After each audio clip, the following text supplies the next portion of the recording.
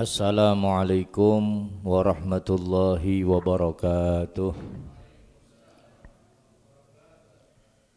Bismillah walhamdulillah wala haula wala quwwata illa billah. Allahumma salli wa sallim ala sayyidina Muhammadin miftahi babi rahmatillah adada ma fi ilmillah salatan wa salaman daimaini bidawami mulkillah wa ala alihi wa sahbihi wa mawalah. Rabbi syrah li sadri wa yassir li amri wahlul uqdatam min lisani yafqahu qawli wa saddid lisani wahdi qalbi bihaqqil qur'anil azim wa rasulil karim sayyidina Muhammadin wa ala alihi wa sahbihi ajma'in, amma ba'd. Hadirin hadirat yang mudah-mudahan dirahmati dan diberkahi Allah Subhanahu wa taala. Alhamdulillah, kita bersyukur malam hari ini kita bertemu kembali dalam satu majelis yang baik, di waktu yang baik, di tempat yang baik, dalam acara yang baik. Dan apa yang akan kita dengarkan serta kita bahas juga adalah satu amalan yang paling baik. Mudah-mudahan Allah jadikan kita sebagai hamba-hamba yang terbaik di sisi Allah Subhanahu wa taala. Amin ya rabbal alamin. Kita akan mempelajari hadis perkataan baginda agung Nabi Muhammad sallallahu alaihi wasallam. Kita dengarkan, kita pahami, kita cermati, kemudian kita amalkan dalam kehidupan sehari-hari. Amin ya rabbal alamin. Al-Imam Malik rahimahullahu taala, beliau seorang alim ulama, orang yang alim, ahli hadis, dan beliau sangat memperhatikan ketika belajar dan mengajarkan ilmu hadis tersebut.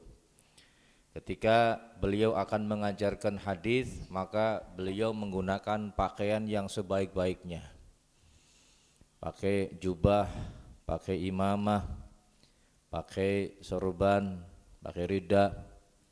Kemudian baru beliau membuka lembaran-lembaran hadis.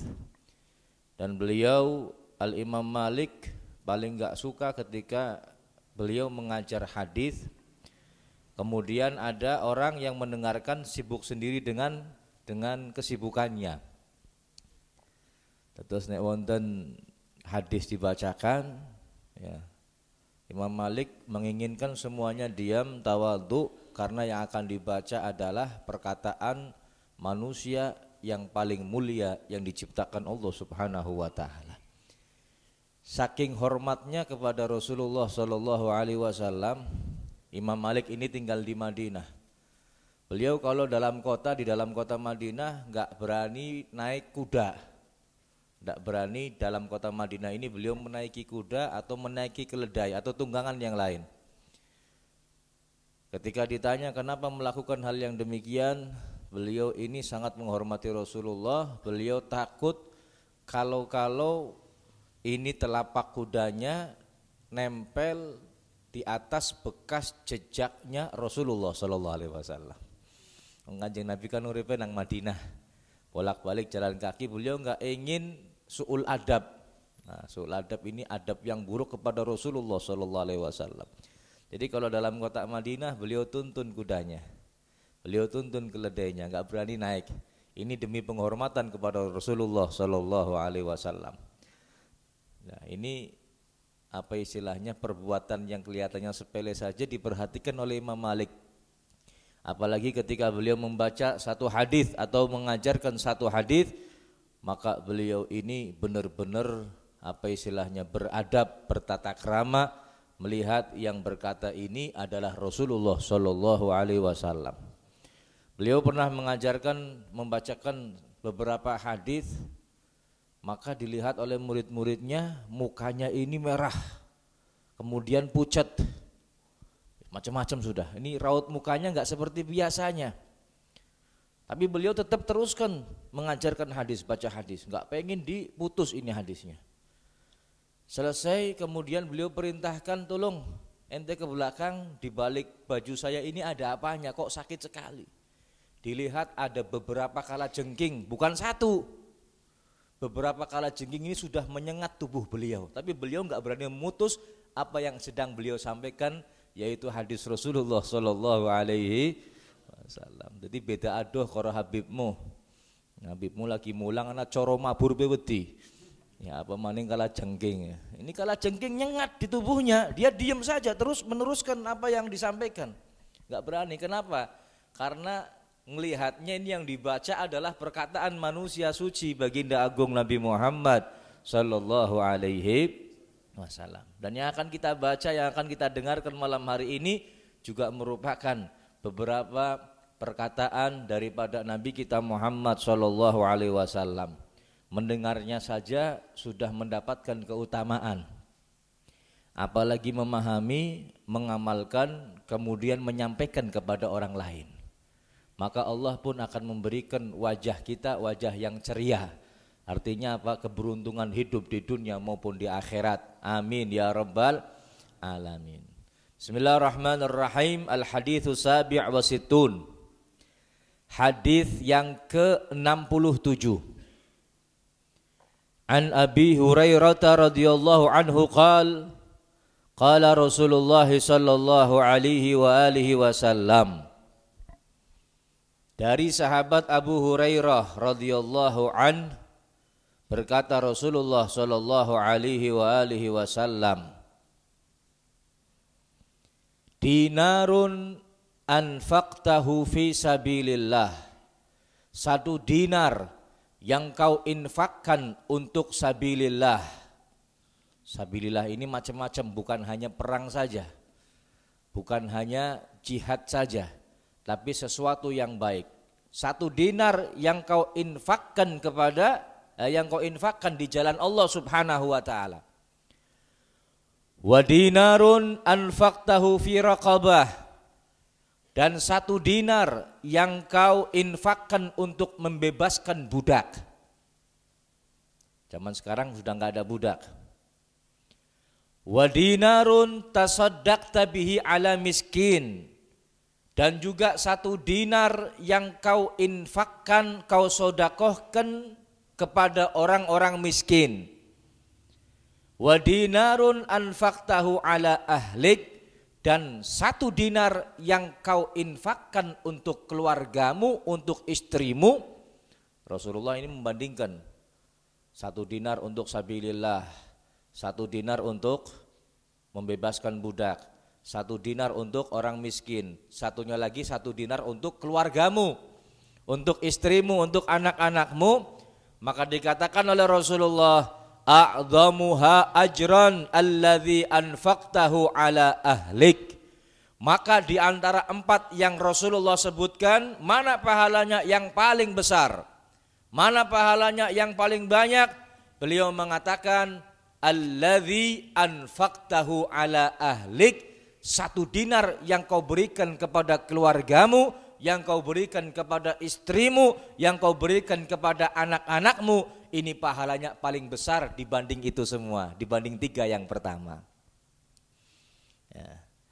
Imam Nawawi memberikan komentar, memberikan syarah penjelasan tentang hadis ini.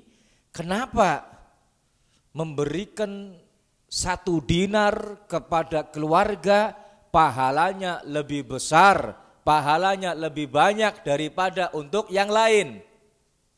Karena nafkah atau infak yang dikeluarkan, ya nafkah yang dikeluarkan untuk istri ataupun anak-anak, ini merupakan infak yang wajib dikeluarkan bagi seorang suami. Makanya pahalanya lebih besar. Kenapa? Karena wajib mengeluarkan harta nafkah untuk anak istri, ini hukumnya wajib. Kalau yang lain sunnah, tapi kalau ini wajib.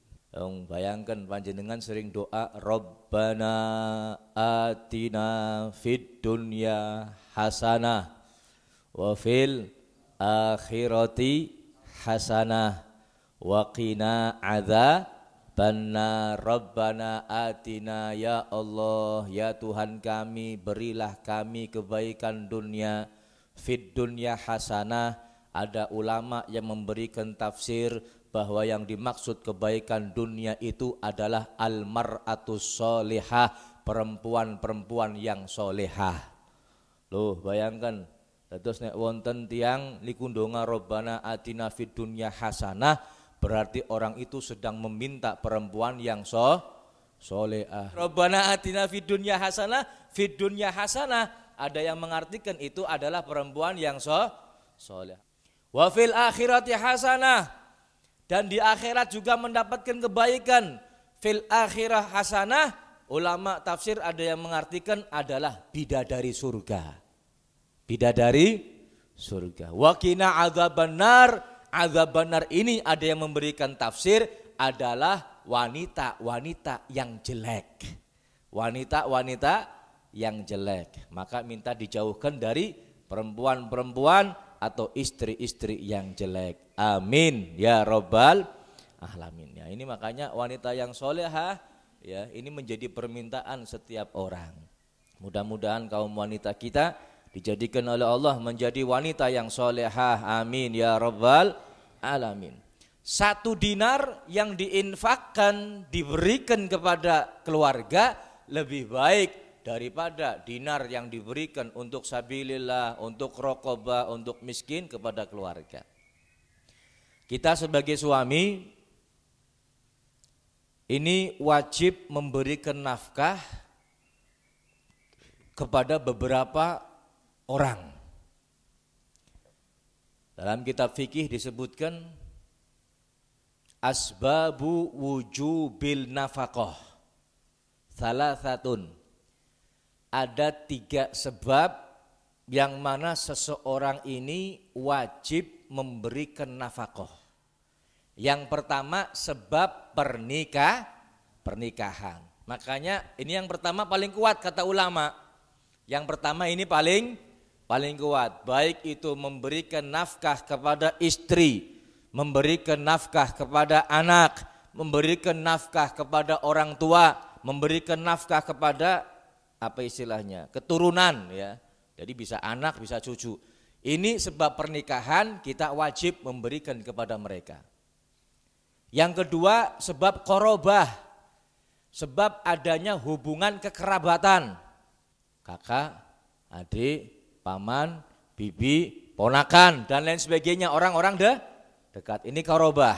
Yang ketiga milkun, budak. Ya sebab kita punya budak, tapi zaman sekarang sudah enggak ada. Ini 3. Ketika kita punya hubungan dengan ketiga ini, maka orang-orang yang berhubungan dengan kita wajib diberikan nafkahnya dari kita sebagai penanggung jawab. Ya, makanya hadirin yang dimuliakan Allah, di sini juga menunjukkan a'dhamuha ajran alladzi anfaqtahu ala ahlik, yang paling besar pahalanya adalah kepada keluargamu, kepada istrimu. Ya, setelah keluarga, setelah istri, maka qarabah. Hubungan kekerabatan. Makanya sodakoh, jenis sodakoh apapun ya, ini paling afdol diberikan kepada orang yang mempunyai hubungan kekerabatan. Paling afdol. Panjenengan punya harta banyak, saya kepengin sodakoh. Maka siapa yang diberi pertama kali? Yang diberi pertama kali orang dekat kita. Lihat orang dekat kita siapa? Orang tua kita butuh enggak?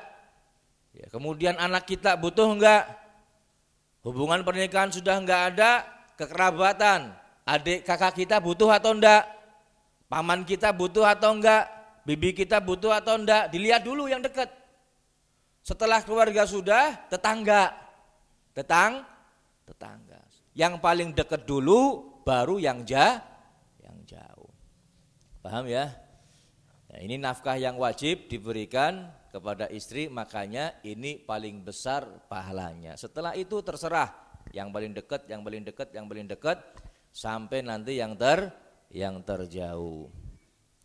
Rasulullah Shallallahu Alaihi Wasallam pernah bersabda juga, innaka la tunfiqa nafaqatan tabtaghi biha wajhallah illa ujirta 'alaiha hatta ma taj'alu fi imra'atik.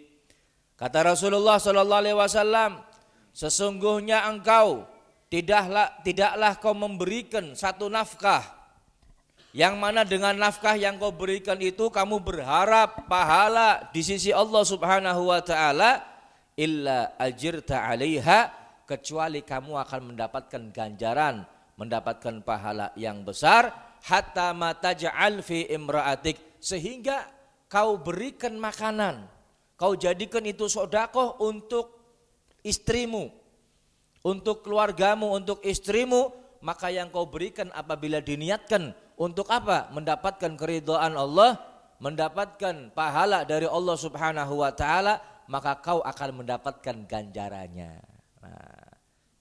Hadirin yang dimuliakan Allah, ingat ya, memberikan nafkah kepada istri itu wajib.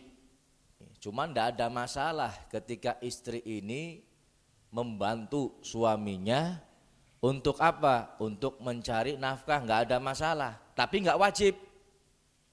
Dan jangan sampai, misalkan dua-duanya bekerja, dua-duanya cari nafkah. Suaminya cari nafkah, istrinya cari nafkah. Jangan sampai istri ini mencari nafkah yang tadinya tujuannya untuk membantu suami, membantu keluarga. Ternyata si istri ini mentang-mentang duitnya akeh ngatur wong lanang. Nah ini nggak boleh. Tidak boleh. Ini panggo ngatur keluarga, ngatur wong lanang, mending wong wadon nang omah bae, sing kerja wong lanang. Paham ya? Nggak ada masalah kerja, yang penting atas izin suami. Yang penting jauh dari perkara-perkara yang diharamkan oleh Allah Subhanahu wa taala, nggak ada masalah, silahkan. Tapi jangan sampai istri, ya kayak zaman sekarang ada wanita karir. Ya, yang jadi masalah ketika wanita duitnya banyak, suaminya jadi kayak apa? Kayak kacung.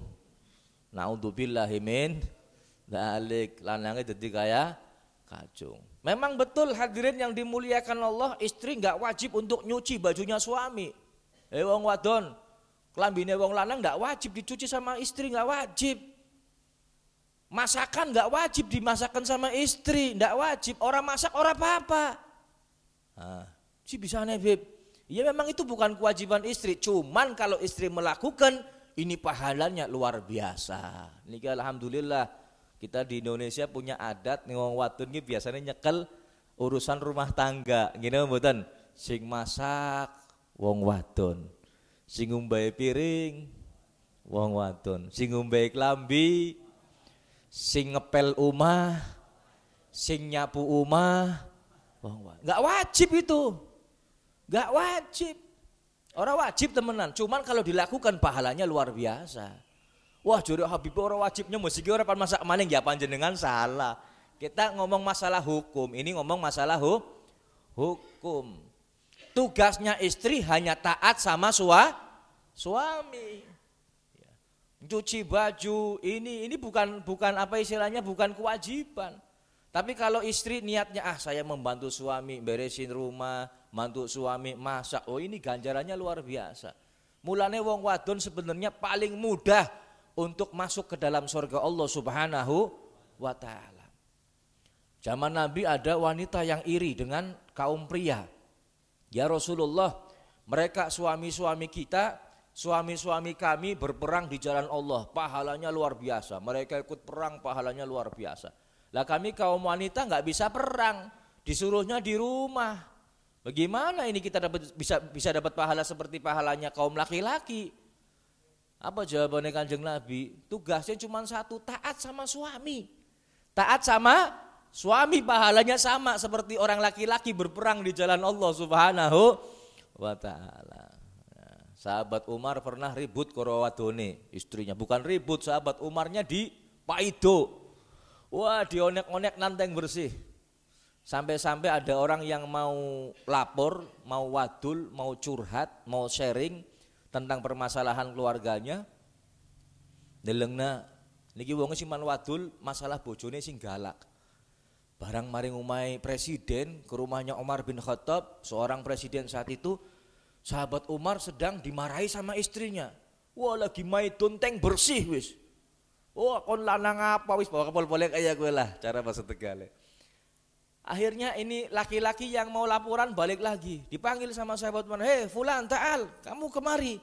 Kenapa bisanya balik maning?" Dijawab, "Ya Umar, saya ini sebenarnya pengen curhat, pengen laporan tentang istri saya yang seringnya marah-marah, bojone nyong sing galak, bojone nyong sing sering maido nyong dadi wong lanang. Nyong kepengin laporan maring panjenengan, cuman barang teka paring omahe panjenengan luwih parah maning bojone panjenengan. Luwih parah maning.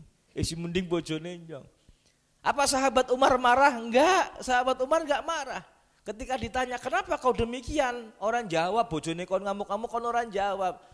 Dijawab, "Istri saya yang sudah mencucikan pakaian saya, yang sudah memasakkan masakan saya, yang sudah nyusuni membesarkan anak-anak saya, yang sudah ngurusi kebutuhan rumah tangga.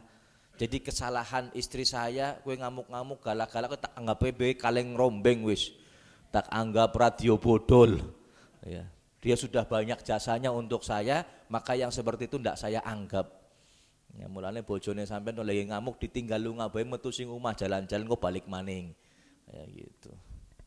Ya, ini bukan terus jadi Habib ngamuk ora apa-apa. Ya berarti panjenengan salah ngajine. Ya ini hanya menceritakan, kita menceritakan, mencontohkan. Bahkan niki hadirin yang dimuliakan Allah, menyusui anaknya, nyusui bocah. Umum napa mboten? Umum ya, menyusui anak umum. Anaknya kan berarti anaknya suami ya, istilahnya dari benih suaminya. Ketika istri ini nyusuni bocah terus nyaluk upah paring lanange panjenengan, boleh.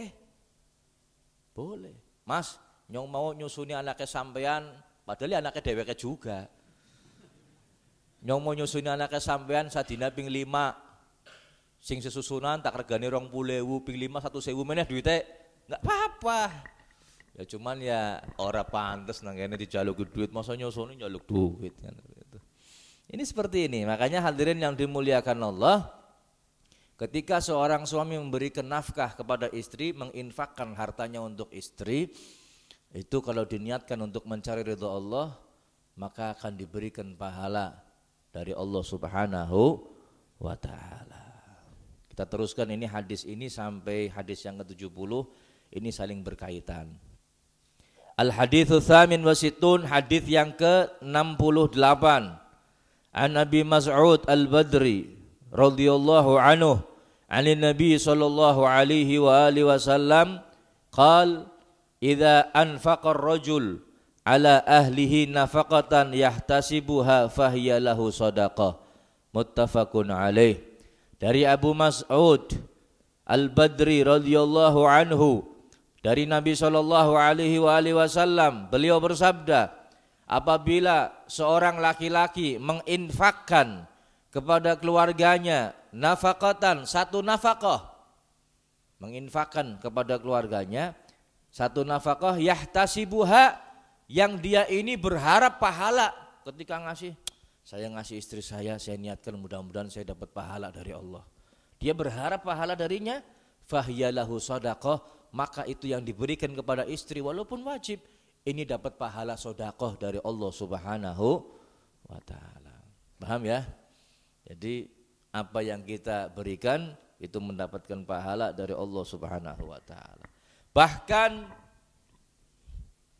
ketika suami menyempitkan, apa istilahnya, main sedekah, kewalikannya apa? Orang main menyempitkan urusan nafkahnya, ngangel-ngangeli urusan nafkahnya, ndak mau kerja, ndak mau berusaha, nggak mau berikhtiar untuk memberikan nafkah kepada tanggungannya, maka dia dianggap berbuat dosa. Na'udzubillahi min dzalik. Sebelum saya teruskan hadis berikutnya ini, perlu kita ketahui juga ini supaya perempuan, ya istri dan suami tahu bahwa nafkah yang wajib dari suami kepada istri itu dalam fikih, dalam madhab kita Imam Syafi'i itu ada ketentuannya. Wajibnya suami memberikan nafkah kepada istri yang satu hari itu mudani, 2 mud. Dua mud ini bagi suami yang mampu. Suami yang rezekinya gampang, artinya yang kaya lah. Suami yang kaya. Ini kadar ukuran wajibnya ini 2 mud. 2 mud ini 1 mudnya 6 on, 6 sampai 7 on. Taruhlah 7 on. 7 rong mud berarti 14 on. 1 kilo patang on. Ini wajibnya bagi suami yang kaya. Suami yang tidak mampu berapa? Ngasihnya semut. Semut kia pitung on. Ning sing mampu rong mud berarti 1 kilo patang on. 1 kilo pira beras iki? Ini orang nomor 15. Ya 15. Ya wis lah 15.000. 15.000 ki patang on. Patang onnya berarti pira? 20.000 ya. 20. Kuwi suami yang mampu yang kaya itu minimal wajibnya itu 20.000. 20.000. Mulane panjenengan dong dimen 20.000 aja protes, Bu. Ini wajibnya ini. Bibem bocor langsung kayak gini. Lah ini memang ini ketentuan fikih. Ini bagi yang mampu. Nah, yang enggak mampu berapa? 1 mud yang enggak mampu. Berarti pira? Ya ning beras anuk ya 10.000. Ya kalau lawan apa ya 500.000 lah. Nah, yang tengah-tengah artinya apa? Kadang mampu, kadang enggak. Berapa? Semut setengah. Semut setengah berarti semut pitung on, setengahnya berarti papat, berarti 10 on lah, 10 onan berarti sekilo. Sekilo. Ini yang tengah-tengah. Ini wajibnya, sunnahnya terserah. Semakin banyak semakin bagus. Gimana Badan? Nyenengna keluarga juga ibadah. Nyenengna keluarga ibadah, apalagi 10 Muharram, meluaskan nafkahnya keluarga. Ini dapat ganjaran, tidak akan diberi kefakiran, diberi kecukupan oleh Allah Subhanahu wa taala. Niki delat maning rong wulan maning Muharram niki. Ini 10 Muharram, waktu yang ditunggu-tunggu oleh kaum wanita kita. Nyong duitnya pira ya, nafkahnya berapa. Ini hadirin yang dimuliakan Allah. Kita lanjutkan hadis yang ke-69. An Abdullah ibn Amr ibn Aus radhiyallahu anhuma qala Rasulullah sallallahu alaihi wasallam kafa bil mar'i ithman an yudayyi'a man yaqut. Haditsun sahihun rawahu Abu Dawud wa ghairihi wa rawahu Muslim fi sahihihi bima'nahu wa rawahu Muslim fi sahihihi bima'nahu qala kafa bil mar'i ithman an yahsiba amman yamliku qautahu. Kata Rasulullah sallallahu alaihi wasallam, cukup seseorang ini dikatakan berdosa.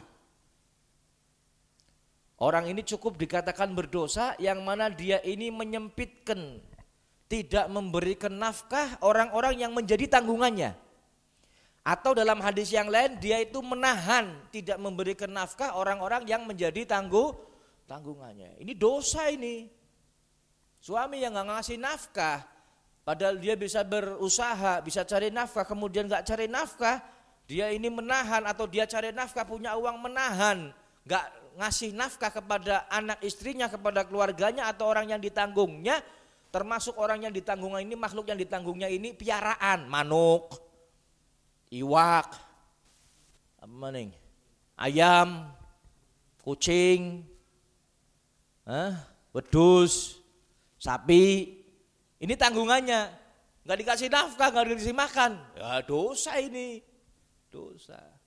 Paham ya? Bukan cuman istri saja, cuman yang menjadi tanggungannya ketika nggak dikasih nafkah dosa. Paham apa mboten? Paham nggih? Saya sudah cerai dengan istri saya dan saya punya anak, wajib kasih nafkah sama anaknya. Wajib kasih nafkah, ngku anak-anaknya kawan, bine ya bin bapane. Gitu apa mboten? Wajib kasih nafkah. Paham ya? Kemudian hadis yang ke-70.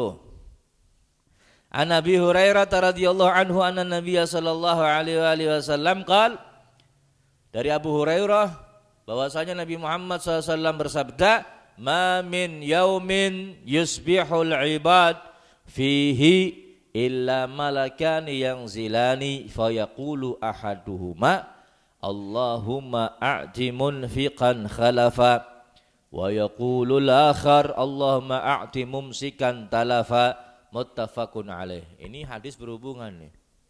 Hati-hati yang menahan hartanya, tidak mau mengeluarkan nafkah yang wajib kepada keluarga, ataupun menahan hartanya, tidak dikeluarkan zakatnya, ataupun yang bakhil. Hati-hati, mereka yang mengeluarkan yang wajib maupun yang sunnah dari hartanya dikeluarkan, maka ada satu keberuntungan, ada satu keistimewaan. Tapi orang yang bakhil, yang menahan hartanya, ingat ada satu keburukan yang dijanjikan oleh Allah melalui lisan baginda agung Nabi Muhammad SAW. Nabi Muhammad bersabda, tidaklah di pagi hari dalam diri seorang hamba sampai hari kiamat, setiap hari, setiap pagi ini, ya ada seorang hamba ini mesti apa istilahnya, di sisinya ini ada 2 malaikat yang turun. Ini setiap hari sampai yaumil kiamat. Di sisi kita ini setiap pagi, bukan setiap hari, setiap pagi ada 2 malaikat yang turun. Kemudian 2 malaikat ini berdoa. 2 malaikat ini berdoa. Dan kita tiap hari pasti mengalami ini. Cuman mata kita nggak bisa melihat dan telinga kita nggak bisa mendengar. Ini malaikat yang satu berdoa, Allahumma a'ti munfiqan khalafa. Ya Allah, berikan balasan kepada mereka yang mengeluarkan, yang menginfakkan hartanya. Ya, diberikan ganti ya Allah, mereka yang mengeluarkan hartanya. Malaikat yang ngomong, yang berdoa.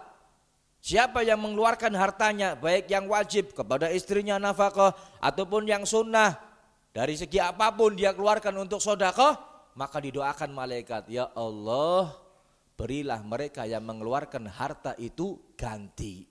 Yang doa malaikat.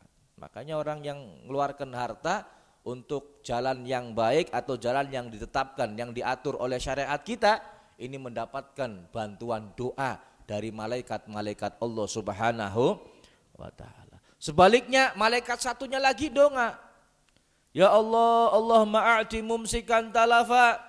Ya Allah, mereka yang menahan hartanya tidak mau dikeluarkan, zakatnya nggak mau dikeluarkan, nafkah yang wajib nggak mau dikeluarkan, sedekahnya pun apalagi nggak dikeluarkan. Ya Allah, orang yang semacam ini, ya, orang yang menahan maka diberikan kehancuran, diberikan kehilangan. Artinya dihilangkan itu hartanya ya Allah. Hati-hati ini.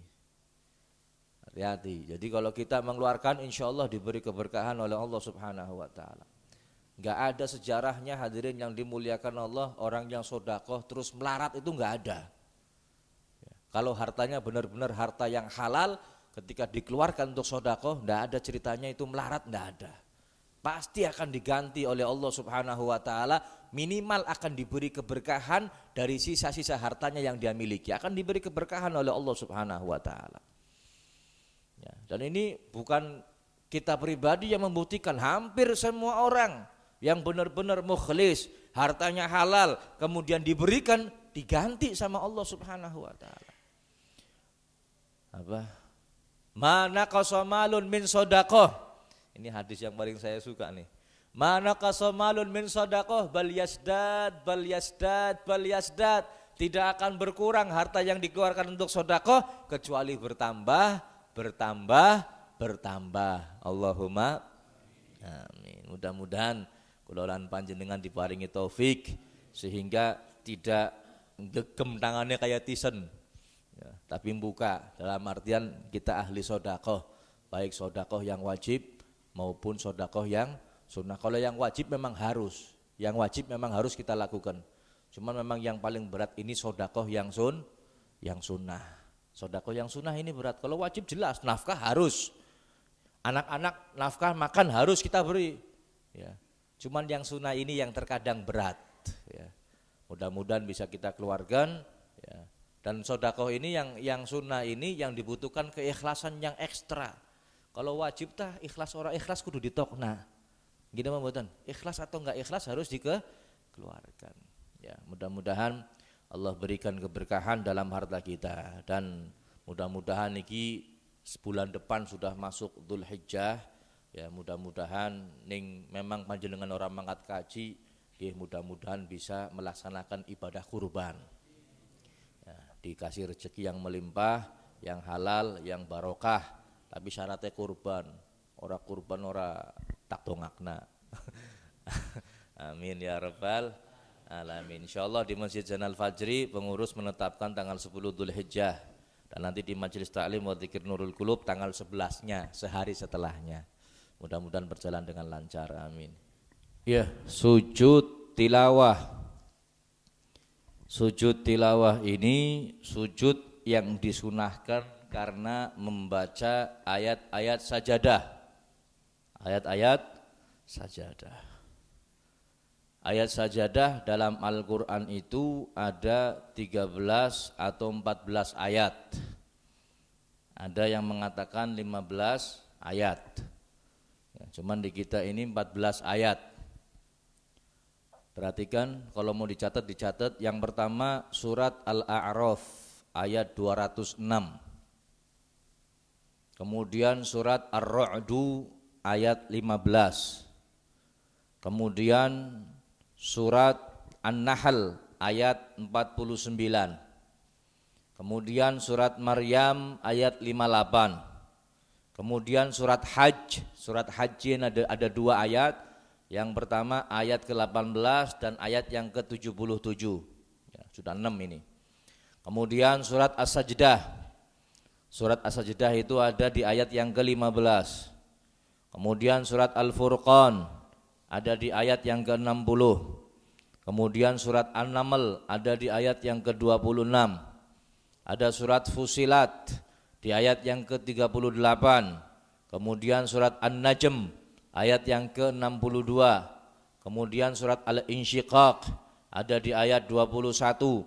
Kemudian surat Al-Isra ayat yang ke-108. Dan yang terakhir surat Al-Alaq ada di ayat yang ke-19. Jumlahnya ada 14 ayat.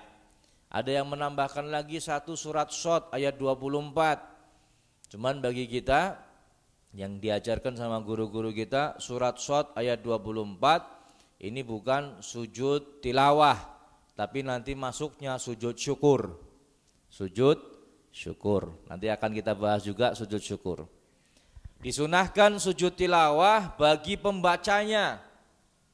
Bagi pembaca lagi baca Al-Quran, kita pas di surat tadi Al-A'raf ayat 206, maka sunnah sujud tilawah. Tapi tentunya kita memenuhi syarat-syarat sholat, nggak sembarangan. Baca Qur'annya nggak ada wudhu, maka nggak boleh kita sujud. Baca Qur'annya nganggone katok pendek, nggak boleh kita sujud karena nggak nutup aurat. Lagi baca Quran nih, madepnya sana sampai ke Al-A'raf ayat 206, maka langsung ditutup Qur'annya, kita ngadep kiblat, ya berdiri nggak masalah, tapi nggak disunahkan, berdiri mubah, ya duduk aja, kemudian takbiratul ihram, niatnya niat sujud tilawah, setelah itu sujud 1 kali, kemudian duduk, kemudian salam. Kemudian salam. Jadi ada takbiratul ihramnya. Kecuali pada saat kita sholat. Kalau sholat nggak perlu pakai takbiratul ihram. Pas di Al-A'raf 206 misalkan langsung sujud. Ya, nanti kita akan bahas caranya. Dan kalau seandainya kita tidak ada waktu untuk sujud tilawah, maka ada penggantinya, yaitu bacaan al-baqiyatus sholihat. Apa itu? Subhanallah walhamdulillah wala ilaha illallah wallahu akbar 4 kali. Cukup. Ya. Tapi yang disunahkan adalah sujud. Cuman ini enggak main-main, kita harus tahu ilmunya. Kalau enggak tahu ilmunya, yang dikhawatirkan nanti malah batal sholatnya. Yang dikhawatirkan batal sholatnya. Jadi disunahkan bagi pembaca wal mustami', orang yang sengaja mendengar. Ada orang baca Quran, dia sengaja mendengarkan. Atau wasami', orang yang mendengarkan, artinya bisa sengaja bisa enggak. nggak sengaja dia mungkin lagi duduk, lagi senderan, ya, kemudian ada orang baca Quran, dia nggak sengaja mendengarkan, tapi dia mendengar ayat sajadah, maka ini pun disunahkan. Jadi ada 3 yang disunahkan, orang yang membaca, orang yang mendengarkan secara sengaja ataupun yang tidak sengaja. Inda qiraati ayati sajdatin, ya, di saat membaca ayat-ayat sajadah, tadi yang 14 ayat yang disebutkan tadi. Kecuali bacaannya orang yang tidur karena nggak sengaja baca Quran. Jadi sujud tilawah ini diperbolehkan ketika orangnya itu benar-benar bermaksud untuk membaca Al-Quran. Cuman kalau seandainya lagi tidur, ngimpi, kemudian dia membaca Quran, hebat temen ya, ngimpi kurang baca Quran misalkan. Ya, dia baca Quran lagi tidurnya, dan ini nggak menutup kemungkinan, Pas kebenaran ini orang yang tidur bacanya surat apa ayat sajadah. Gimana kita yang mendengarkan, sujud atau enggak? Enggak usah. Bacanya orang sengaja lagi ngelindur. Atau mungkin orang yang junub. Nah, junub dia enggak boleh baca Quran, makanya kita enggak boleh nurutin. Ada sekalipun dia baca Quran, kita enggak boleh untuk sujud sahwi. Atau orang yang mabuk. Orang yang enggak sadar, enggak mabuk baca Quran. Apa bisa? Bisa. Sindarani, kadang ada orang yang mabuk kemudian baca Quran, dan kita pernah dengar cerita yang semacam ini di satu daerah. Jadi ada orang mabuk, kemudian malam-malam sendirian takut dia, dan dia mungkin apal kalau takut ini baca surat baca ayat kursi. Keadaan mabuk baca ayat kursi, Allahu la ilaha illallah wal hayyul qayyum. Cuman kalian terus diulang mana, Allahu la ilaha illallah. Diulangi terus. Ya, ini bacaan orang mabuk nggak wajib diikuti, nggak boleh kita sujud tilawah. Wasahi atau bacaan orang yang sedang lalai, sedang lupa, orang sengaja baca dia lupa dia. Wa yata'akkadu lil mustami'in sajadal qari, dan disunahkan, ditekankan lagi, sunahnya ini lebih ditekankan kepada orang yang mendengarkan, memang sengaja mendengarkan, dan yang membaca ini sujud sahwi maning. Yang baca ini sujud tilawah. Yang baca Quran kita mendengarkan nih, yang baca Quran sujud tilawah. Kitanya yang mendengarkan pun, yang sengaja mendengarkan, ini pun ditekankan untuk melakukan sujud, tambah disunahkan untuk melakukan sujud tilawah. Wala yasjudul musalli li ghairi qiraati nafsih. Dan enggak boleh orang yang sholat, kita sholat nih, sedang sholat sendirian, di sebelah kita ada orang yang lagi baca Quran, Kita orang sholatnya ini sholat yang sir mungkin ya, tapi sinang sebelahnya baca Quran seru nemen, pas ayat sajadah. Lah kita nggak baca ayat sajadah, kita mendengarkan tok, sedang sholat posisinya. Bagaimana kita? Sujud atau enggak? Nggak boleh sujud tilawah. Kenapa? Karena bukan bacaan kita sendiri, tapi bacaannya orang lain, kecuali illal ma'mum, posisi kita menjadi makmum. Fayasjudu in sajada imamuhu wa illa batalat salatuhu.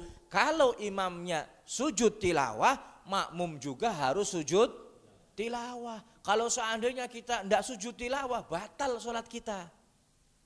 Paham ya? Wasjud waqtarib, Allahu Akbar. Ternyata bukan ruku, sujud dia. Makmumnya gimana? Makmumnya juga ikut sujud. Tapi bagaimana kalau makmumnya pas lagi ngantuk, imamnya sujud tilawah, kita nggak tahu sebagai makmum bagaimana? Nah, ini lain persoalan. Kalau seandainya imamnya ini sujud tilawah, kemudian kita makmum nggak sadar atau mungkin kita lalai nggak tahu kalau imamnya sujud tilawah. Kalau seandainya posisi imamnya ini masih sujud, kita langsung ngejar. Nah, pas lagi ngejar mau turun, nang tengah-tengah imamnya sudah ngangkat. Bagaimana kita? Nggak usah sujud, kita angkat bareng lagi bersama imam. Nggak usah sujud. Paham ya? Ya. Dan kalau seandainya ini imam sudah sujud tilawah, kita masih berdiri. Si imam ini sudah bangkit, walaupun masih dalam batas dekat dengan sujudnya atau dekat dengan berdiri, ya, maka kita sebagai makmum nggak usah sujud karena imamnya sudah berdiri. Wa takarraru as-sujud bit takarruril qiraah walau fi majlisin wa raq'atin illa idza qara'aha fi waqtil karaha au fi sholati biqasdi sujud faqad fala yasjud fa in fa'ala batalat salatuhu. Dan sujud tilawah ini bisa berulang-ulang, bukan cuma sekali. Kalau kemarin kan maaf. Ini berulang-ulang bisa. Misalkan dalam satu sholat, dalam satu berdiri kita membaca surat Al-Hajj dari ayat 1 sampai terakhir. Al-Hajj kan ada dua ayat sajadah. Di ayat yang keberapa tadi? Ayat yang ke-18 kita sujud nih, tilawah. Kemudian berdiri lagi. Berdiri, teruskan lagi sampai ke ayat 77 belum ruku. Ayat ke-77 imamnya sujud lagi enggak ada masalah. Atau mungkin kita baca Quran dalam satu majelis, halaqah ini. Baca Quran, ini baca satu juz. Pas kebenaran di situ nemui ayat sajadah mungkin lebih dari satu. Bagaimana? Sunnah kita sujud enggak satu kali. Kalau sujud sahwi kan lain. Beberapa pun kesalahan kita cukup sujudnya 2 kali kan seperti itu. Dan untuk tilawah sujudnya bukan 2 kali tapi satu kali. Paham ya? Tilawah ini bukan kayak sujud sahwi. Kalau sahwi ini 2 kali, tilawah ini 1 kali. Kecuali kalau membacanya di waktu yang dilarang. Membacanya di waktu yang dilarang. Kapan waktu yang dilarang? Kapan waktu karohah? Waktu yang dilarang. Ba'da asar. Kemudian ba'da subuh. Sampai isyraq, kemudian matahari menguning, dan itu pokoknya waktu dilarang.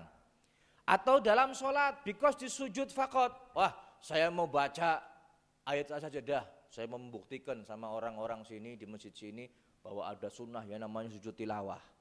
Saya mau baca as-sajadah saja supaya saya bisa sujud. Niatnya cuma kepengen sujud tilawah, pamer ke nyong anak ilmu anyar ke, supaya pada sujud ke. Ini niatnya cuma sujud saja nggak boleh, dilakukan hanya niatnya sujud saja, batal sholat kita. Muganya hati-hati. Ya.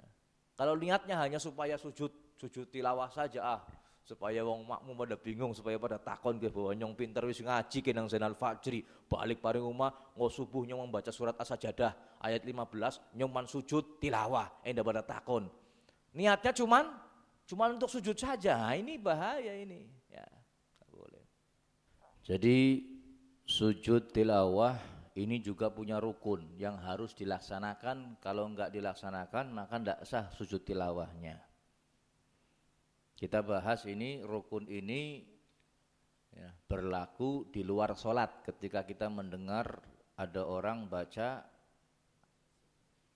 ayat-ayat sajadah atau kita membaca ayat-ayat sajadah.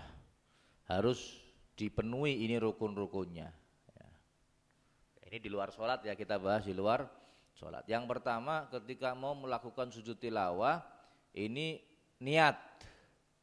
Nawaitu sujudat tilawah sunnatan lillahi ta'ala. Saya niat sujud tilawah sunnah karena Allah. Niatnya dalam hati, sunnah talafudz, sunnah diucapkan, ya, kemudian takbiratul ihram, bareng Allahu Akbar niat. Ya. Allahu Akbar artinya niat. Takbiratul ihram. Takbiratul ihram juga disunahkan. Ketika di luar sholat, angkat tangan sunnah. Ya. Allahu Akbar, ya, takbiratul ihram. Kemudian setelah itu sujud sekali. Syarat-syaratnya sama dengan syarat-syarat sholat. Jadi harus nutup aurat, suci dari hadas, menghadap kiblat. Maca Al-Quran macam mana? Wah langsung sujudnya madhab mana? Nggak boleh, nggak sah. Kalau tahu hukumnya bisa haram karena nggak menghadap. Kemudian dalam sujud itu tumak ninah. Kemudian setelah sujud, kemudian duduk, bangun dari sujud, kemudian mengucapkan salam, ya, dan dilaksanakan secara tertib sesuai dengan tadi niat, takbiratul ihram, sujud sekali, kemudian tumak ninah, kemudian duduk, kemudian salam. Paham ya? Apa yang dibaca ketika sujud? Dibaca itu sama dengan bacaan ketika sujud dalam sholat. Subhana rabbiyal a'la wa bihamdi. Ada lagi yang mengatakan sajada wajhi lilladzi khalaqahu wa suwarahu wa syaqqa sam'ahu wa basarahu bihaulihi wa quwwatihi fatabarakallahu ahsanul khaliqin. Ada lagi yang menyunahkan, disunahkan pula setelah subhana rabbiyal a'la wa bihamdi, Allahumma aktub li biha indaka ajran waj'alha li indaka dhukhran wad'anni biha wizran waqbalha minni kama qabiltaha min abdika Dawud alaihi salam. Ya, subhana rabbiyal a'la wa bihamdi kemudian ditambah ini. Paham ya?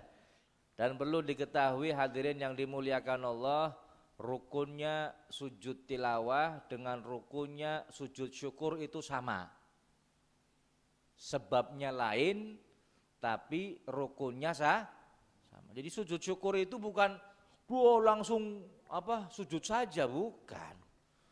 Kadang-kadang kita lihat ada orang dapat nikmat langsung sorbe glubuk sujud. Nah, apa ini, harus ada takbiratul ihramnya.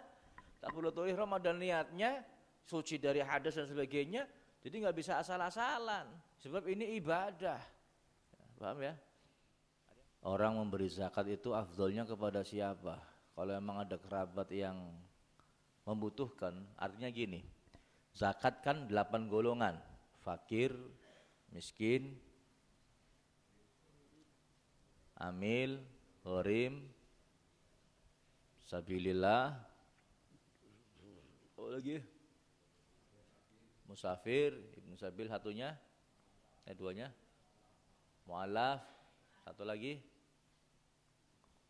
8 ya, ada 8. Cuman yang ada di Indonesia itu fakir, miskin, gharim mungkin ya, ada 3 golongan.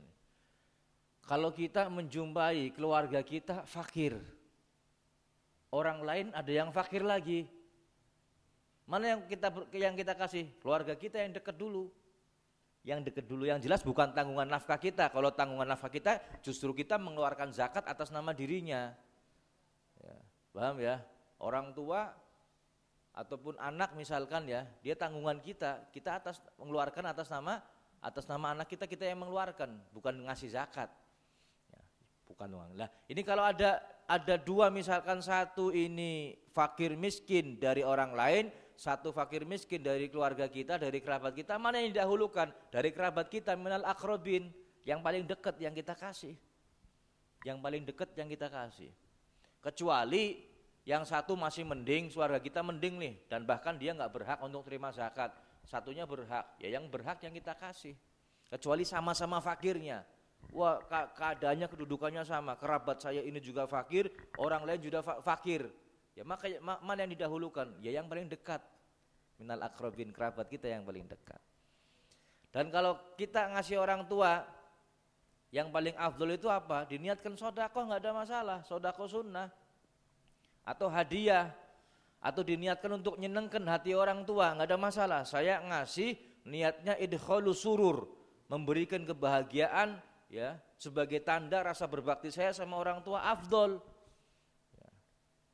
Kalau seandainya orang tua, maka lebih layak untuk dimuliakan. Kalau sama orang lain ini sedekah, sama orang tua jangan sedekah, tapi dikasih yang layak. Yang sedekah kan biasanya pas-pasan. Ya, kalau orang tua yang layak. Nggak ada yang tanya, Bib, kalau dengarkan Al-Quran surat As-Sajadah, ayat As-Sajadah cuma dari handphone, bagaimana hukumnya? Lah kasih takon. Orang takon loh ya wis ngomong gimana lah. Takon belah. Apa nggak kepikir sampai situ, Bib? Orang kepikir? Orang kepikir mono. Nah, bagaimana hukumnya? Kalau itu siaran langsung kita disunahkan untuk sujud tilawah. Kalau bukan rekaman tidak disunahkan seperti itu. Paham ya? Terima kasih. Billahi taufiq wal hidayah. Assalamualaikum warahmatullahi wabarakatuh. Ya, gini mboten sing masak wong wadon, sing ngumbahi piring wong wadon, sing ngumbahi klambi, sing ngepel omah, sing nyapu omah.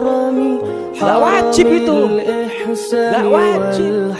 Orang wajib temenan, cuman kalau dilakukan pahalanya luar biasa. Nahnu jiranun bidzal harami